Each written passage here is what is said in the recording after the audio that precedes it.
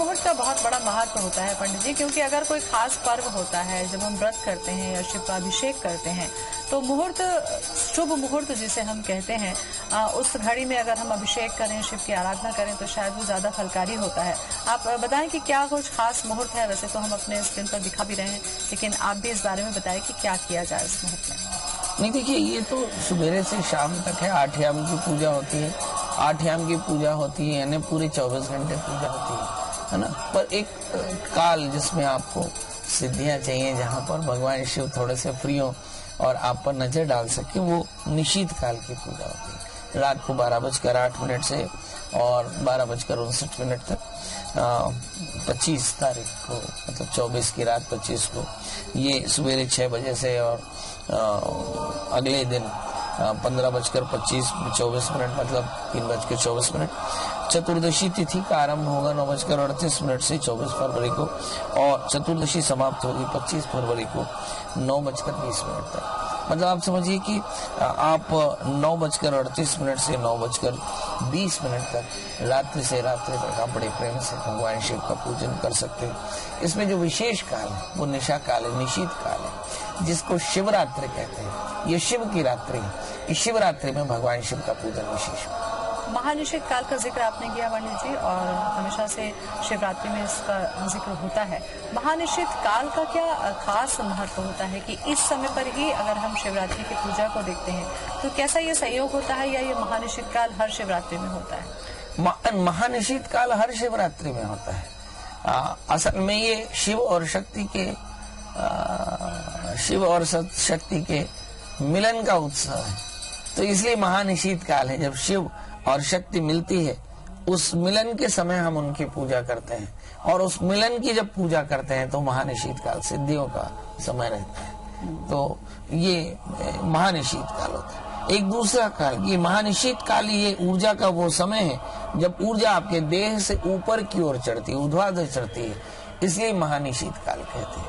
कुछ एक जगहों पर, दक्षिण में कुछ जगहों पर बच्चे जब घरों में पत्थर मार करके जगाते हैं, तो बाकी जगहों पर तो खैर झगड़ा हो जाए, पर महाशिवरात्रि के दिन ऐसा करने से उन्हें बड़ा धन्यवाद देते हैं कि भाई रात्रि जागरण होना चाहिए। क्योंकि ये परंपरा इसलिए है क्योंकि लोग रात्रि जाग सके। ये जो महानिषेध काल है, यदि आप पूजा ना भी करें तो अपनी आसन में चुपचाप बैठ करके, सीधे होकर के, और ओम नमः शिवाय इस मंत्र का जप करें। याद करें कि इस समय जो आपके मन की धारणा है, जो मंत्र के रूप में निकल रही है, ये शिव को सीधे आपसे मिला देगी। इसलिए ये महानिषेध काल अत्यंत फलदायी है।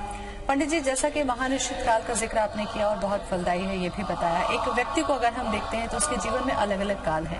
बाल्यावस्था का समय है, किशोरावस्था है, युवावस्था है, वृद्धावस्था है, और हर उम्र में एक अलग जरूरत है, एक अलग तकलीफें हैं। तो ऐसे में अगर हम देखते हैं कि अलग अलग पड़ाव में, चाहे वो युवा है तो उसकी करियर है, उसका रोजगार है, थोड़ी उम्र बढ़ती है तो विवाह है, उसके बाद में अगर कोई राजनीति में जाना चाहे, तो एक अलग अलग जो अलग पड़ाव है और उसमें वो सफलता चाहता है व्यक्ति। तो क्या महाशिवरात्रि का दिन खास है कि उसमें वो कुछ खास विशेष पूजन करे जिससे वो उसमें सफलता हासिल कर सके? देखिए, सच बात तो ये है कि भगवान शिव की पूजा ही विशेष होती है। आप भगवान शिव तक पहुंच गए, यही विशेष है।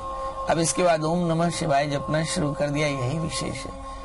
मैं तो एक एनर्जी कन्वर्जन पे काम कर रहा था, और मैंने जैसे ही ओम नमः शिवाय इस मंत्र का जप शुरू कराया, तो मैंने देखा कि वहां पे एनर्जी लेवल काफी बढ़ा। तो मुझे ऐसा लगता है कि यदि आपकी शादी नहीं हो रही है, यदि आपका करियर ठीक नहीं है, यदि आप अपने व्यापार में परेशान हैं, यदि आपकी पढ़ाई में व्यवधान है, तो एकाग्र चित्त होकर के आपको ओम नमः शिवाय इस मंत्र का जप करना चाहिए। और ये तो महाशिवरात्रि है, ये तो शिव का प्रकृति से मिलने का महापर्व है। इस पर्व में अगर किसी ने भगवान शिव को साधा, तो हमारे यहाँ बोलते हैं कि दरिद्रो लभते वित्तम बद्धो मुच्यते बंधनात् भीतो भयात् प्रमुच्यते सत्यमेवं न संशयः। कि ये तो जो दरिद्र होगा वो असल में भगवान को पूर्णता का दृष्टि से माना गया। तो जैसे ही हम पूर्ण को पाते हैं, वैसे ही अपने अंदर की अपूर्णता पूरी कर बैठते हैं, है ना।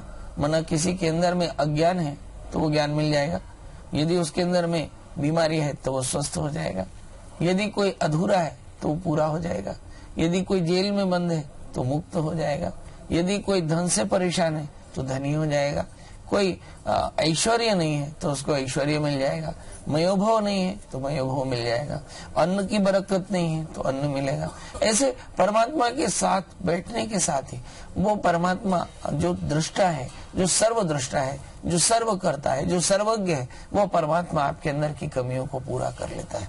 ये तर्क मात्र है कि लोग कहते हैं कि हम सुबेरे पूजा करें तो शादी होगी, दोपहर पूजा करें तो धन मिलेगा। सच बात तो ये है कि आप परमात्मा के यहाँ रात 2 बजे भी पहुंचेंगे तो वो सारे लाभ मिल सकते हैं जो लाभ आपके अंदर में निहित है, जिनके लाभ की अपेक्षा आपके अंदर निहित है। एक और भी मजे की बात है, इसे परमात्मा को कहने की आवश्यकता है, क्योंकि परमात्मा सर्वदृष्टा है और वो आपके अंदर की कमियों को एक क्षण में पूरा।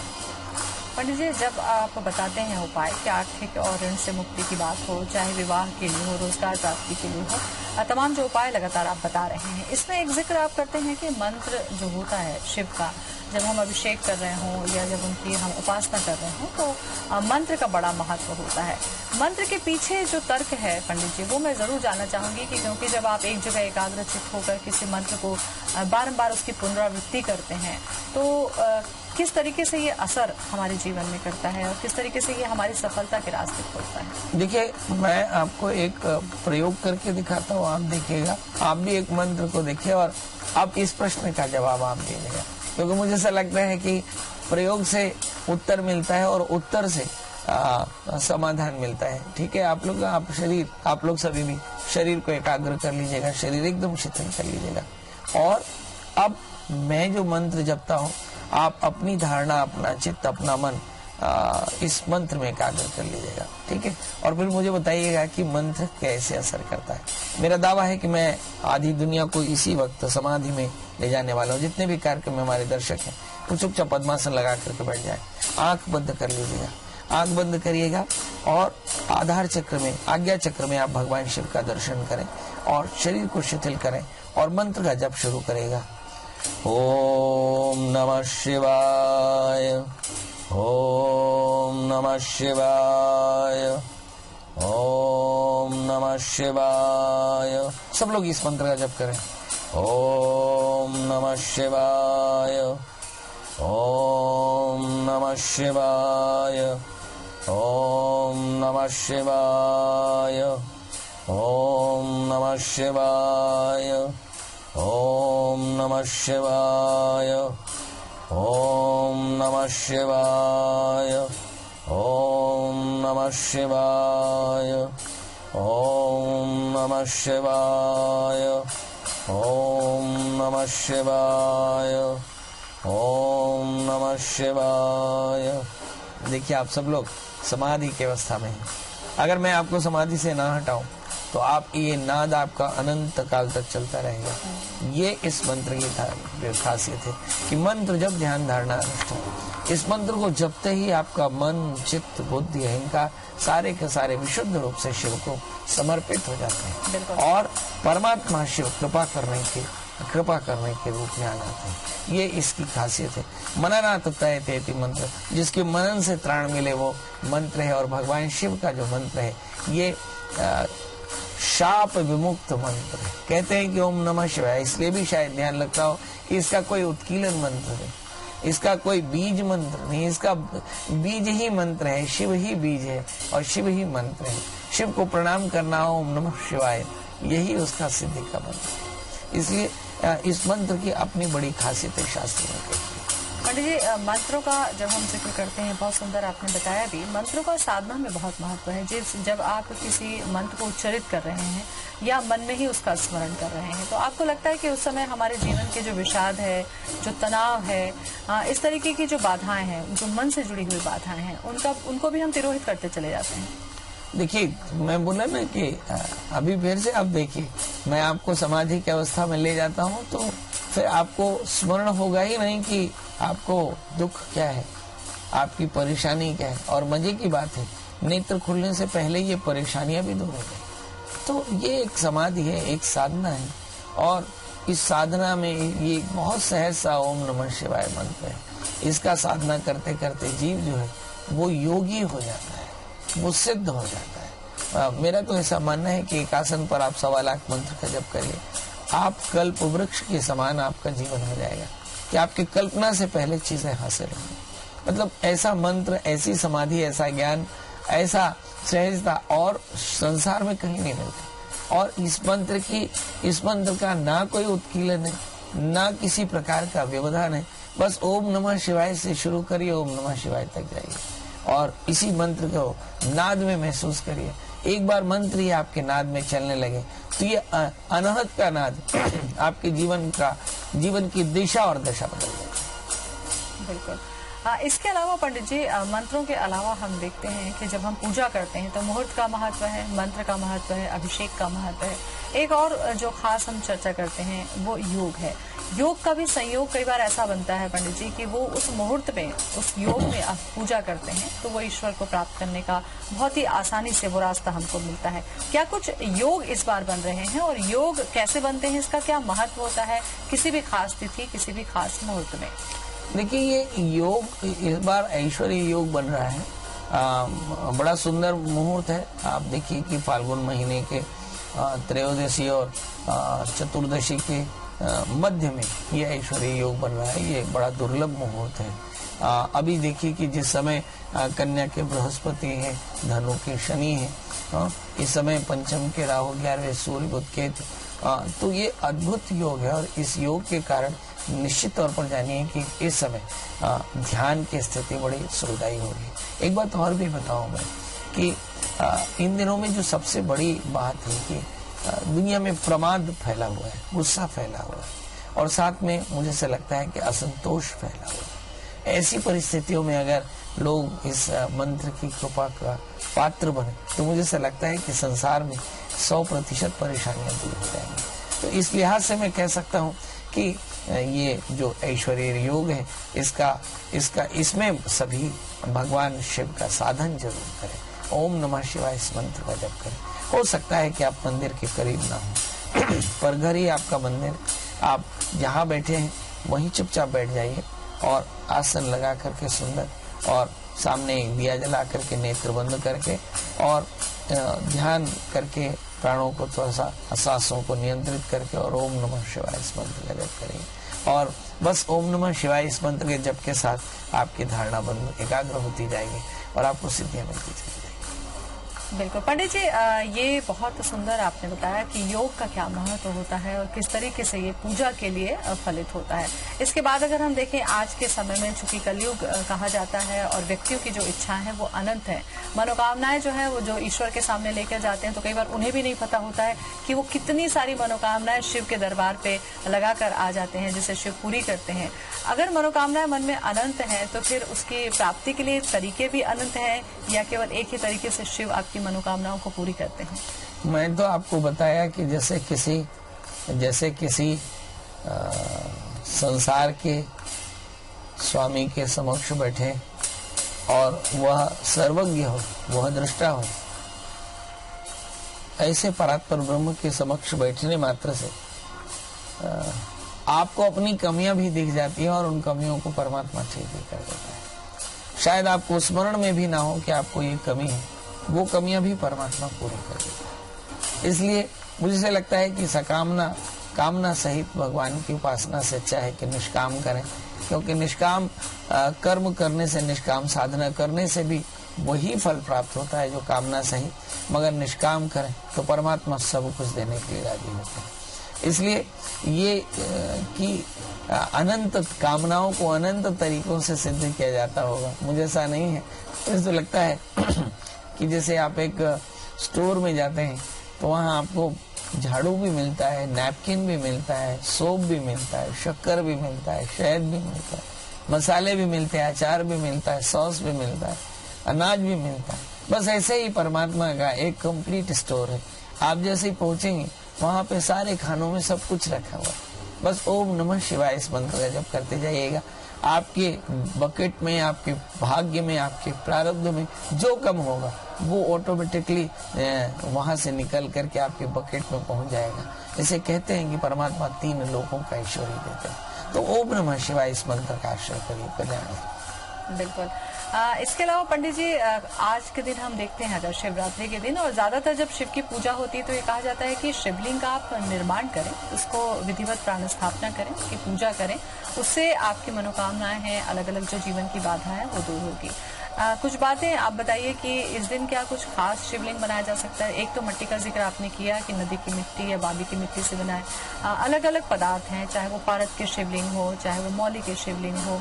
इस तरीके के शिवलिंग का निर्माण इस दिन विशेष में अगर हम पूजा करें और फिर उसका विसर्जन करें तो क्या ये संभव है, ये किया जा सकता है? देखिए, हमारे यहाँ पे शिव को सबसे पहले पार्थिव का, पृथ्वी से बना पार्थिव, तो भगवान शिव की सबसे सहज पूजा होती है कि माटी के शिव बनाइए और माटी के शिव पूजा करिए और जल में भी विसर्जित, सबसे सहज। बट अब साधना क्रम में ऐसा लगता है कि हमने भगवान शिव की मूर्त बनाई तो इनकी अब कल भी पूजा करें तो पारद के शिवलिंग ले आए, फिर कोई नर्मदेश्वर ले आए ना, तो फिर निरंतर उनकी पूजा होती रहती, वो भी एक क्रम है। फिर चाहे पारद की मूर्ति शिव हो, चाहे वो नर्मदेश्वर हो, चाहे वो पार्थिव हो, भगवान शिव की पूजा सभी में एक जैसी होती है। अलग अलग विद्वानों की अलग अलग मति हो सकती है, बट जो मेरा थोड़ा सा अनुभव है, मुझे ऐसा लगता है कि पार्थिव पूजन से भी वो सारे लाभ मिलते हैं जो पारद की शिवलिंग से मिलते हैं। प्रश्न यही है कि सरलता होनी चाहिए। यदि आपके मन में सरलता है तो क्या पारद का शिवलिंग, क्या नर्मदेश्वर, क्या मिट्टी का, क्या आटे के, क्या बेसन के, क्या मौली के, मतलब जिस भी पदार्थ से चाहे, क्या शक्कर के, क्या शहद के, जिस भी पदार्थ से आप चाहे शिव का निर्माण करके पूजन कर सकते हैं। ये भगवान शिव की सहजता है। पंडित जी, अगर हम इसकी बात करते हैं शिव पूजा की, तो अक्सर ये लोगों के मन में एक सहज जिज्ञासा होती है और वो जानना चाहते हैं, और इस दिनों पर हम देखते हैं कि भगवान शिव की मंदिर में, ज्योतिर्लिंग में अभिषेक करने के लिए लोग साल भर इंतजार करते हैं, और घर में जो शिवलिंग है क्या उनकी पूजा अपने आप में पर्याप्त होती है या वास्तव में हमें शिवलिंग के दर्शन मंदिरों में जाकर, ज्योतिर्लिंगों में जाकर हमें करना चाहिए? देखिए, हम तो कहते हैं घर ही काबा काशी है। बहुत सारे लोग ऐसा सोचते होंगे कि तीर्थ में जाकर ही, पर बहुत सारे लोग जो तीर्थ में नहीं जा पाते वो अपने घर में ही परमात्मा को पा सकते हैं। प्रश्न ये है कि क्या वो एकाग्र होकर के अपने आसन में शिव को भज पाते।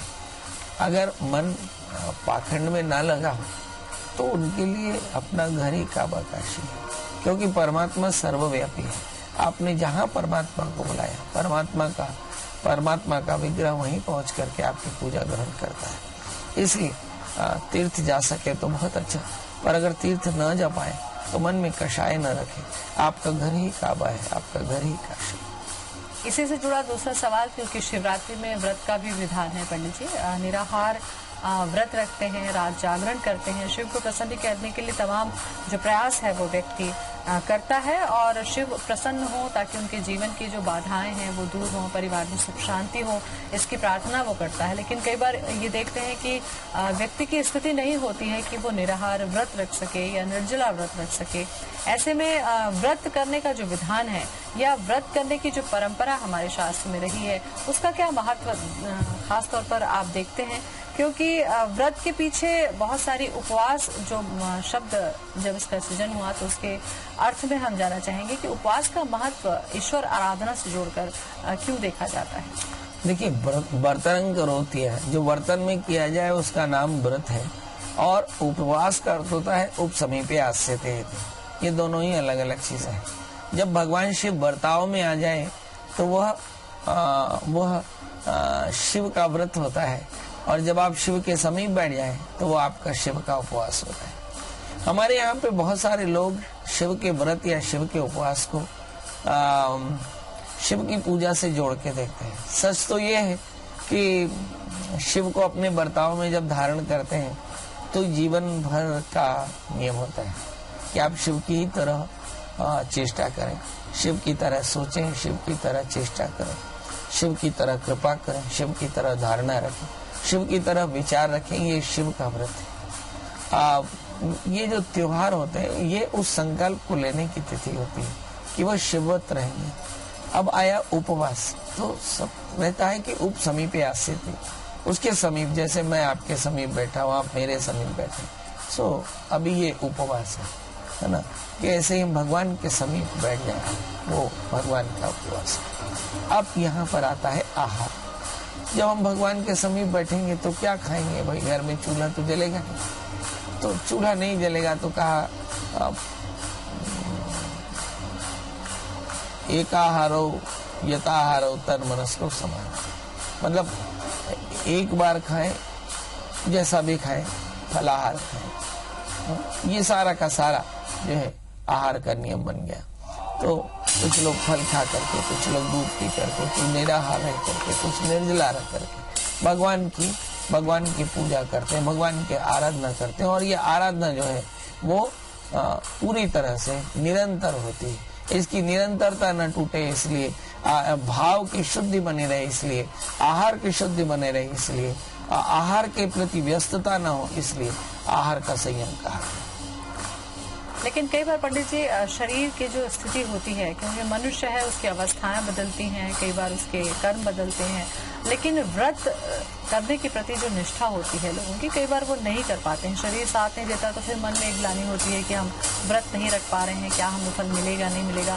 ये जो सहज जिज्ञासा है मनुष्य के मन में, इसका क्या समाधान है कि व्रत नहीं करने से क्या शिव की जो कृपा दृष्टि है वो नहीं होती है, या व्रत कितना महत्वपूर्ण है किसी के लिए करना या नहीं कर पाना?